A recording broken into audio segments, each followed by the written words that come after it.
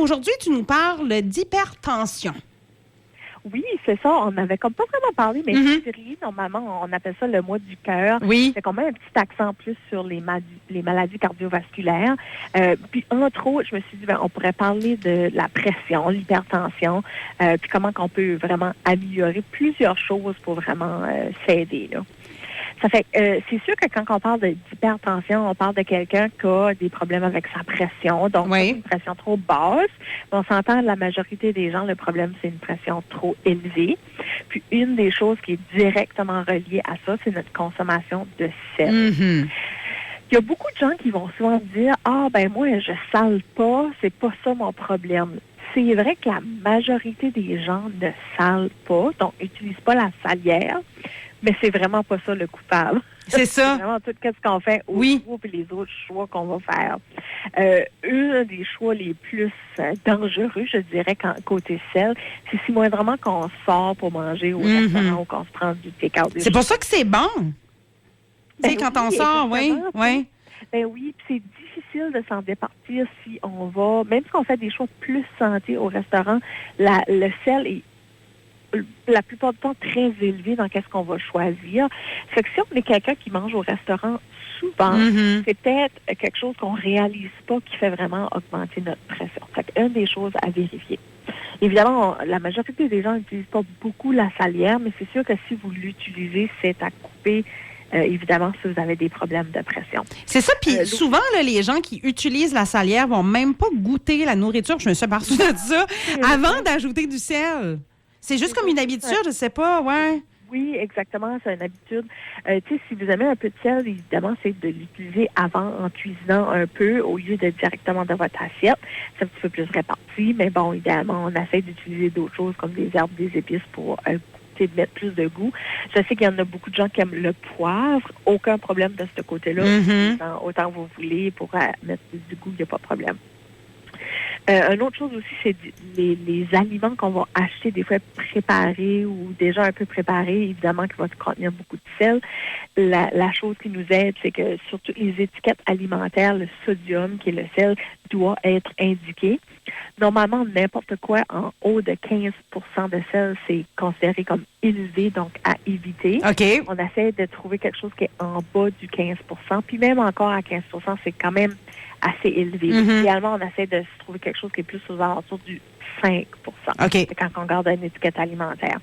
Fait qu'évidemment, tout ce qui est canage, souvent, va être beaucoup plus élevé en sel. Fait qu'on peut faire attention plus à ça.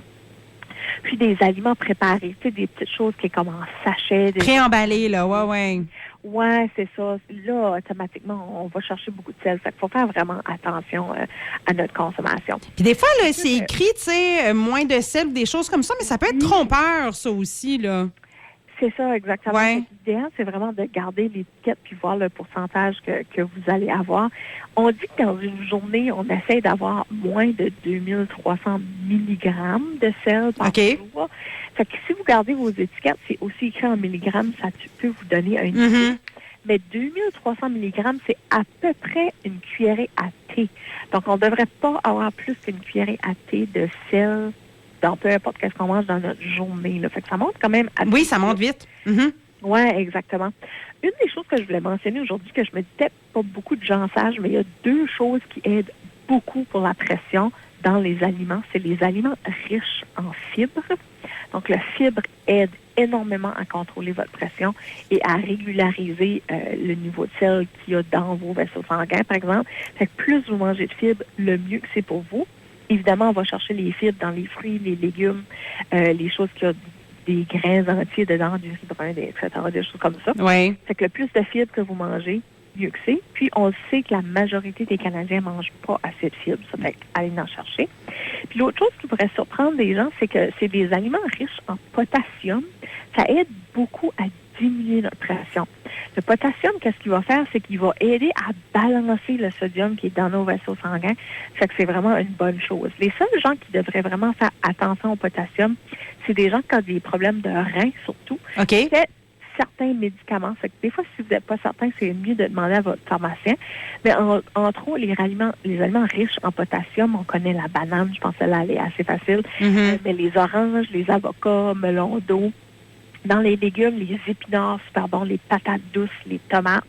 Puis d'autres sources aussi de potassium, on parle de beans, de lentilles, du yogourt, entre autres. Ça fait pour des gens qui peut-être des problèmes de pression, on peut penser à ces aliments-là aussi qui peuvent nous aider à mieux contrôler le sel qui se promène dans notre corps. Là. C'est ça, puis je pense que l'important là-dedans, c'est de tout le temps avoir un équilibre puis essayer de voir les petits changements qu'on peut faire. C'est des fois, on aime le salé parce qu'on veut du goût, quelque chose comme ça, mais il y a plein d'épices qui sont faibles en sodium qu'on peut peut-être justement ajouter dans nos affaires pour que ça soit plus goûteux, là. Ben oui, absolument. Puis je pense que c'est ça que on en parle souvent, c'est d'essayer des choses, différentes. Tu sais, je vous donne un exemple. J'ai fait une sauce à spaghetti l'autre jour chez nous. Puis quand je suis allée au magasin chercher des tomates en canne, la sauce tomate, etc., il y avait plein d'options bas en sel. Fait que je les ai choisis. Dans ma sauce, en général, ça fait une grosse différence. Mais au goût, là, une fois que tu as ajouté toutes tes épices, ton ail, etc., moi, j'ai pas goûté la différence, mais pour ma santé, ça fait une grosse différence parce que ma recette était beaucoup plus basse. Tu sais, je me dis, tu utilises du ketchup, il y a déjà du sel. Oui. La recette demandait pour du sel. J'en ai pas ajouté. Il y en avait déjà dans les canages que j'avais acheté. Fait que, tu sais, c'est de faire ces petites différences-là qui fait une grosse différence. Puis, l'hypertension, c'est que notre haute pression, ça s'appelle aussi the silent killer qu'ils disent en anglais. Parce que le problème avec l'hypertension, c'est qu'on s'en rend pas compte. C'est ça. Terriblement que notre pression soit haute pour vraiment avoir des effets secondaires physiques, tu sais, qu'on se sent mal. Fait que souvent, les gens ont de la pression élevée puis ils savent même pas. Ouais, ça prend du temps avant d'avoir des effets, là. Oui, c'est important de se faire vérifier. Tu sais, des fois, dans les magasins, il y a des machines pour vérifier notre pression. Tu sais, faites ça de temps en temps, juste pour vous donner une idée. Puis, discutez-en avec votre médecin. Si vous êtes rendu au point d'avoir de la médication, c'est correct. Des fois, ça prend ça jusqu'à temps qu'on puisse se contrôler ou faire des changements qui vont vraiment nous aider. Puis, peut-être que vous êtes quelqu'un qui n'aura pas besoin de médication à vie, mais ça fait une grosse différence sur notre santé, la pression. Puis, on peut beaucoup la contrôler avec ce qu'on mange puis notre style de vie. Fait que, pourquoi pas mettre un petit peu plus d'effort, surtout côté sel. Exactement, surtout quand c'est quelque chose qu'on peut contrôler, qu'on peut gérer. Oui, des fois, on aime ça, mais pour notre santé, si on fait des petits ajustements, ça ne veut pas dire tout le temps abandonner certaines choses qu'on aime. Ça veut juste dire faire de temps en temps des meilleurs choix, là. Oui, exactement. Puis c'est si facile avec le sodium, justement, parce que on sait visuellement qu'est-ce que ça ressemble. C'est ça. C'est écrit sur nos étiquettes. Fait que c'est très facile pour la plupart des gens d'aller faire des modifications simples. Fait que s'il y a une petite place qu'on peut très facilement s'améliorer, c'est certainement là, puis ça fait une grosse différence sur notre santé à long terme. Là. Voilà, faites des petits ajustements si vous aimez ça, le salé, peut-être laisser la salière de côté de temps en temps. Merci beaucoup, Karine, pour une autre belle chronique aujourd'hui. Bonne journée!